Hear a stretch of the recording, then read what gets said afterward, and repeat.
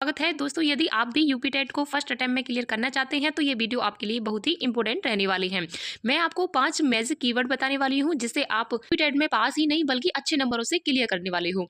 तो चलिए video start करते हैं। सबसे पहले बात कर लेते हैं यूपी टेट की सिलेबस की, क्योंकि किसी भी एग्जाम को क्रैक करने के लिए हमें सिलेबस का पता होना जरूरी है। तो सबसे पहले बात कर लेते हैं लेवल 1 की।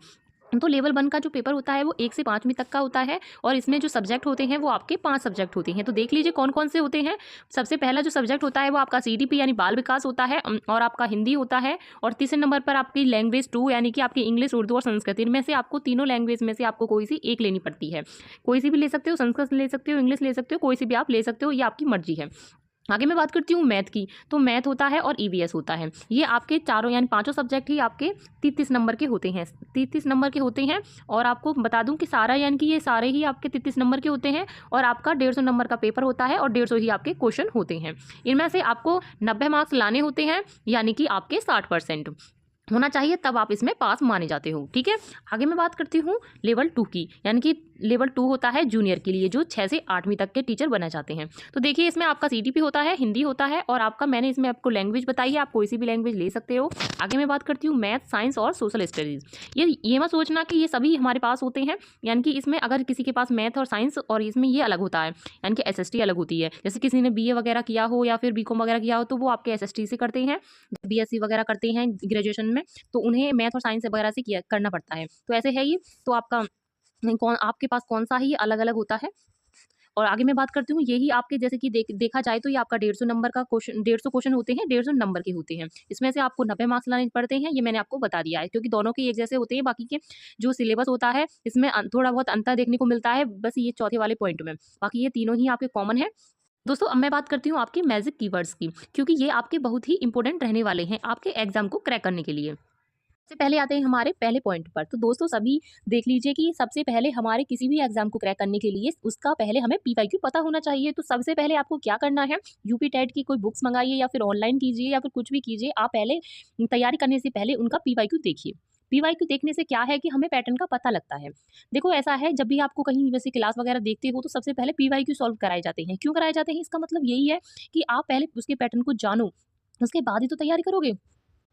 देखो बिना पीवाईक्यू के ही हम तैयारी कर लेते हैं तो सिर्फ वो ऐसा ही होता है कि जैसे अंधेरे में तीर मारना होता है। तो देखिए पीवाईक्यू का बहुत बड़ा रोल होता है। तो सबसे पहले क्या कीजिए, अपने पीवाईक्यू उठाइए, जो जो आपके टॉपिक हैं, यानी कि पहले तो आपको पहला पूरा एनालिसिस करना है। तो जो जो आपके टॉपिक पूछे जा रहे हैं, जैसे कि मैं बात करूँ सीडीपी की, जैसे कि आपके कोई सिद्धांत है, यानी कि बायकॉस्की हो गया या फिर नैतिकता का हो गया, फिर कॉलवर का हो गया, कोई सा भी है, ये तो खैर इंपॉर्टेंट है। उसमें आपके जो क्वेश्चन पूछे जा रहे होंगे तो वो टॉपिक आपको अपनी कॉपी में नोट कर लेने हैं। नोट करके आप पहले मतलब कहने का मतलब ये है, ये जो टॉपिक है आपको विशेषकर उन पर ध्यान देना है, क्योंकि ये जो टॉपिक पूछे जाते हैं वो बार बार पूछे जाते हैं। मैं आपको नेक्स्ट बताने वाली हूँ कि कौन कौन से टॉपिक आपको बार बार सीडीपी में पूछे जा रहे हैं, मैथ में क्या पूछा जा रहा है, वो उस पर भी मैं बात करने वाली हूँ। तो आगे मैं बात करती हूँ रिवीजन की। तो देखो रिवीजन कैसे करोगे। तो सबसे पहले रिवीजन करने के लिए हमारे पास कुछ होना तो चाहिए ना। तो सबसे पहले आपको क्या करना है, किसी भी यूट्यूब वगैरह हो या फिर आपने कोई कोर्स ले रखा हो, अगर ना भी नहीं भी ले रखा है तो कोई दिक्कत नहीं है, आप पहले अपने शॉर्ट्स नोट्स बनाइए। शॉर्ट्स नोट्स कैसे बनाओगे, जैसे आप कोई भी अपना सिलेबस लिख के आए, आपने सिलेबस लिखने के बाद आपको क्या करना है, जैसे आपको पहला टॉपिक है, जैसे मैं मानती हूँ आपका पहला टॉपिक आपका अधिगम का हो गया,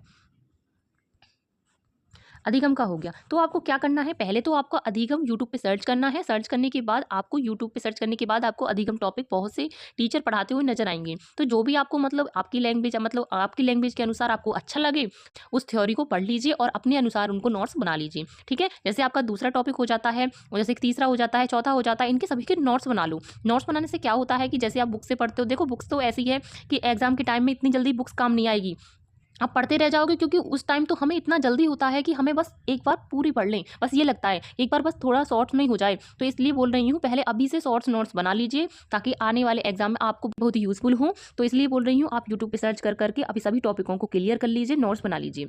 उसके बाद रिवीजन, एक बार सिलेबस कंप्लीट कर लोगे ना, तो सिलेबस के बाद ही आप ना रिवीजन करते रहिए, फिर इसमें कोई दिक्कत नहीं होगी। आप रिवीजन करते रहिए। फिर क्या होगा, आप रिवीजन जब करने लग जाओगे तो फिर आपको देनी चाहिए मॉक टेस्ट। मैं कहूँगी mock test very very very important है। अगर आप मॉक टेस्ट नहीं देते हो और डायरेक्ट एग्जाम में बैठते हो तो देखो फेल होने के ज़्यादा चांस रहते हैं, क्योंकि अगर आपको फर्स्ट अटैम्प्ट पे करना है ना, तो ये 5 चीज़ें जो मैं बता रही हूँ वेरी इंपॉर्टेंट हैं। इनसे अगर आप ये कर लेते हो तो पास नहीं, आप 130 प्लस की बात करो, आप इतने ला सकते हो। और खुद यानी कि फर्स्ट अटेम्प्ट में बात कर रही हूँ मैं। तो आपको मॉक टेस्ट में भी आपका मतलब स्कोर यहीं पर पता चल जाता है कि आप क्लियर कर पाओगे या नहीं कर पाओगे। तो इसलिए बोल रही हूँ मॉक टेस्ट भी आपके लिए वेरी इंपॉर्टेंट है। जब आपका सिलेबस हो जाए तो अब फिर अपना आप मॉक टेस्ट स्टार्ट कर लीजिए। ऐसा है कि आपने थोड़े बहुत चैप्टर पढ़ लिए फिर मॉक टेस्ट स्टार्ट कर लिया तो ऐसे मत करना, क्योंकि आप डिमोटिवेट हो जाओगे इससे। जब आपका सिलेबस हो जाए जब कर लीजिए, ठीक है। अब मैं बात करती हूँ नेक्स्ट पॉइंट ये है कि टाइम मैनेजमेंट। देखो ये है कि जब भी हम एग्जाम देते हैं घर पर तो हमारा टाइम जो होता है वो मतलब कहते हैं ना कि जो हमारा फिक्स टाइम होता है ना उससे भी पहले एग्जाम हो जाता है। जैसे हम घर पे करते हैं तो हो जाता है ना, आप सभी के साथ हुआ भी होगा ऐसा। पर्सनली मैं बता रही हूँ तो मेरे साथ तो ऐसा ही होता है कि जब मैं एग्जाम कभी मतलब घर पे कर देती हूँ तो मेरा टाइम बच जाता है, लेकिन एग्जाम जो टाइम होता है जब वहाँ पे देते हैं एग्जाम वहाँ पर कम पड़ता है। तो उसी का एक मतलब ये होता है कि कैसे आपको मैनेज करना है। टाइम मैनेजमेंट के लिए आपको क्या करना है, जब आप एग्जाम देने बैठो यानी घर पर ही बोल रही हूँ, बिल्कुल मैं ऐसे बनाओ जैसे हम एग्जाम में बैठते हैं ना। ये एग्जाम तो आपका ऑफलाइन होने वाला है तो आप ओमार सीट वगैरह लेकर आइए, वहाँ से ओमार सीट पर ही कीजिए। ऑफलाइन की बात करूँ तो अभी आप ऑफलाइन लगा सकते हो, लेकिन जब एग्जाम पास हो तो आपको ऑफलाइन लगाना ही सही रहेगा। क्योंकि ये है कि हम यहाँ पर ऑफलाइन लगाते हैं, सॉरी ऑनलाइन लगाते हैं और वहाँ ऑनलाइन होता है तो टाइम मैनेजमेंट करने में थोड़ा दिक्कत हो जाती है। तो जब आप अपनी ओमार सीट ले आइए, ओमार सीट पे गोला भर लीजिए। ओमार सीट पे जब आप गोला भरोगे भरोगे तो सबसे पहले आपको जो ये आपकी घड़ी दिखाई दे रही है ना, ऐसे आप अपने सामने रख लीजिए। जहाँ भी आप एग्जाम दे रहे हो मतलब जहाँ भी अपने स्टडी रूम में एग्जाम दे रहे हो तो उस टाइम भी अपनी घड़ी आपके पास होनी चाहिए, जिससे आपको पता लगता रहे कि टाइम पर हमारा एग्जाम हुआ या नहीं हुआ पेपर, ठीक है। आगे मैं बात करूँ कॉन्सेप्ट क्लियरिटी, यानी कि सबसे पहले मैं बात करना चाहती हूँ कि देखो कॉन्सेप्ट क्लियर ऐसा नहीं है कि आप चैप्टर पढ़ते जाओ पढ़ता है। तो ये तो गलत है। देखिए तो देखिए पहले सबसे पहले क्या कीजिए, अगर आपको कोई भी कॉन्सेप्ट ऐसा है जो आपकी समझ में नहीं आ रहा है तो बिल्कुल उस चैप्टर यानी कि जैसे मैं बात करूँ कोई भी चैप्टर उठा लीजिए, जैसे आपको पता नहीं है तो उस चैप्टर को उठाने के बाद आपको पता लग जाएगी कि इसमें आपके मतलब इसमें जो आपके मार्क्स किस में कट रहे हैं किस में नहीं। तो जिसमें कन्फ्यूजन रहती है ना उसको कई बार कीजिए। कई बार करने से ये है कि हमारी जो क्लियरिटी है वो क्लियर हो जाती है। ये बात आपको कैसे पता चलेगी बताइए? तो कैसे पता चलेगी कि हमारी ये इसमें गलती है कैसे नहीं? तो ये बात चलेगी आपको मॉक टेस्ट देने से। मॉक टेस्ट जैसे भी आप आगे मॉक टेस्ट दोगे तो देखिए जैसे आप मॉक टेस्ट देते हो, यहाँ पर आपके करेक्ट होंगे, इस पर आपके इनकरेक्ट होंगे, ठीक है? जैसे आपके इनकरेक्ट होंगे तो वहाँ उस लिस्ट में देखिए कौन-कौन से टॉपिक आपके गलत हो रहे हैं तो वो आप अपनी नोटबुक में मतलब ऐड कर लीजिए। उसके बाद आप जो भी आपकी मतलब राइट है, वो तो आपको देखना ही है, लेकिन जो आपके गलत आ रहे हैं, वो कॉन्सेप्ट आपके क्लियर नहीं है जी।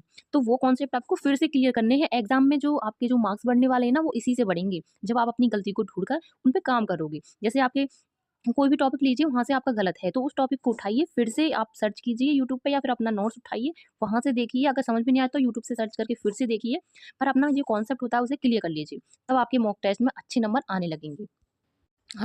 और आगे मैं बात करती हूँ जैसे कि आपके ये 5 पॉइंट मैंने बता दिए हैं, जो भी फ्रेंड्स इन पर काम करेंगे वो आपके जो मतलब एग्जाम में आपके अच्छे नहीं और बहुत ही अच्छे मार्क्स आने लगेंगे। दोस्तों फिर भी आपका कोई डाउट रहता है तो आप मुझे कमेंट करके ज़रूर बताइएगा।